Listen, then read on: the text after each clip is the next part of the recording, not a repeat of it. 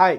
ఒకప్పుడు స్నేహితులుగా, శక్తివంతమైన భాగస్వాములుగా రాజకీయ, వ్యాపార రంగాలను శాసించిన డొనాల్డ్ ట్రంప్, ఎలాన్ మస్క్ ఇప్పుడు ఒకరిపై ఒకరు కత్తులు దూసుకుంటున్నారు. అసలు వాళ్ళిద్దరి మధ్య బంధం ఎక్కడ చెడింది? డోజ్ నుంచి మస్క్ ఎందుకు బయటకొచ్చాడు? మస్క్ కంపెనీలపై ట్రంప్ ఆంక్షల హెచ్చరికలు ఎందుకు చేస్తున్నారు?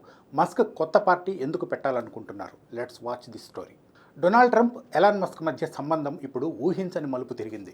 గతంలో ఒకరికొకరు విడదీయలేనంతగా కలిసిమెలిసి పనిచేసిన వీళ్ళిద్దరూ ఇప్పుడు బహిరంగంగానే ఎదురుదాడి చేసుకుంటున్నారు. డొనాల్డ్ ట్రంప్, ఎలాన్ మస్క్ మధ్య సంబంధం 2024 అమెరికా అధ్యక్ష ఎన్నికల సమయంలో ఏ స్థాయిలో ఉండేదో మనందరికీ తెలుసు.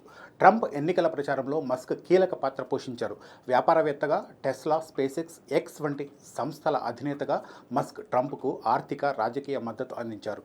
ట్రంప్ విజయం తర్వాత మస్క్ సంపద 25 లక్షల కోట్లను దాటినట్టు బ్లూంబర్గ్ బిలియనీర్ ఇండెక్స్ వెల్లడించింది.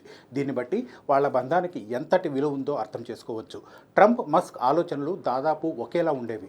మస్క్ నా స్నేహితుడు, అతను అద్భుతమైన ఆలోచనలు కలిగిన వ్యక్తి అని గతంలో ఎన్నోసార్లు ట్రంప్ ప్రశంసించారు. మస్క్ కూడా ట్రంప్ను వ్యవస్థను కుదిపేసే నాయకుడిగా కొనియాడారు.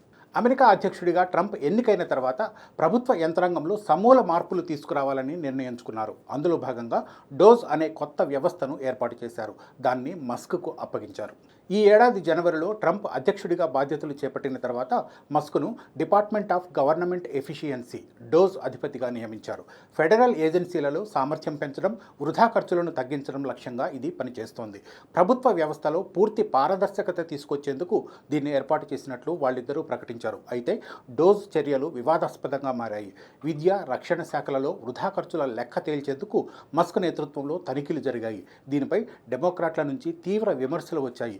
న్యూయార్క్లో 10,000 మందికి పైగా నిరసనకారులు డోజ్ చర్యలకు వ్యతిరేకంగా ర్యాలీలు నిర్వహించారు. ప్రభుత్వ వ్యవస్థను పూర్తిగా ప్రక్షాళించాలనే సంకల్పంతో డోజ్ ఏర్పాటు చేశారు. అయితే దీన్ని సమర్థవంతంగా ముందుకు నడిపించడంలో ఎలాన్ మస్క్ విఫలమయ్యారు. ఈ ఏడాది మే 29న మస్క్ అనూహ్యంగా డోజ్ నుంచి వైదొలుగుతున్నట్లు ప్రకటించారు. ఇది రాజకీయ, వ్యాపార రంగాల్లో సంచలనం కలిగించింది. ఖర్చు కోతలపై వచ్చిన విమర్శలు, మస్క్ వ్యాపార ప్రయోజనాలు, రాజకీయ బాధ్యతలు, వీటన్నిటి కారణంగానే మస్క్ వైదొలిగినట్లు సమాచారం. నా సమయం పూర్తయింది, ట్రంప్కు ధన్యవాదాలు అని మస్క్ ట్వీట్ చేశారు. కానీ వాస్తవంగా ఏం జరిగిందో చెప్పలేదు. అయితే ట్రంప్ పరిపాలనలో కొన్ని విధానాలపై మస్క్ అసంతృప్తిగా ఉండడమే ఇందుకు కారణం. ముఖ్యంగా ట్రంప్ తీసుకున్న టారిఫ్ విధానాలు, ఇమిగ్రేషన్ ఆంక్షలు మస్క్ వ్యాపారాలపై ప్రతికూల ప్రభావం చూపే అవకాశం ఉంది. ఉదాహరణకు, ట్రంప్ టారిఫ్ల వల్ల టెస్లా కార్ల ధరలు పెరుగుతాయి. దీంతో ఐరోపా, చైనా మార్కెట్లలో టెస్లా అమ్మకాలు దెబ్బతింటాయి. దీన్ని మస్క్ వ్యతిరేకించారు. డోజ్ నుంచి వైదొలిగిన తర్వాత ట్రంప్, మస్క్ మధ్య మాటల యుద్ధం మొదలైంది. తన సోషల్ మీడియా ప్లాట్ఫామ్ ట్రూత్ సోషల్లో ట్రంప్, ఎక్స్లో మస్క్ పోస్టులతో ఒకరిపై మరొకరు విరుచుకుపడుతున్నారు. ప్రజలు ఎన్నుకోని వ్యక్తి అధికారం చలాయిస్తున్నాడు అని మస్క్ను విమర్శిస్తూ ట్రంప్ ఓ పోస్ట్ చేశారు. దీనిపై మస్క్ ఘాటుగానే స్పందించారు. నేను ప్రజల కోసం పనిచేశాను. ట్రంప్ విధానాలు కొన్ని వ్యాపారాలకు హాని కలిగిస్తున్నాయి అని ఆరోపించారు. ట్రంప్ విధానాలు పురాతనమైనవని మస్క్ విమర్శించారు. మస్క్ దాడిని ఎదుర్కొనేందుకు ట్రంప్ కొన్ని కఠిన నిర్ణయాలు తీసుకునేందుకు సిద్ధమయ్యారు. మస్క్కు చెందిన టెస్లా, స్పేస్ ఎక్స్లపై ఆంక్షలు విధిస్తానని హెచ్చరించారు. తద్వారా మస్క్ ఆర్థిక శక్తిని దెబ్బతీయాలనేది ట్రంప్ ఆలోచన. దీనిపైన కూడా మస్క్ స్పందించారు.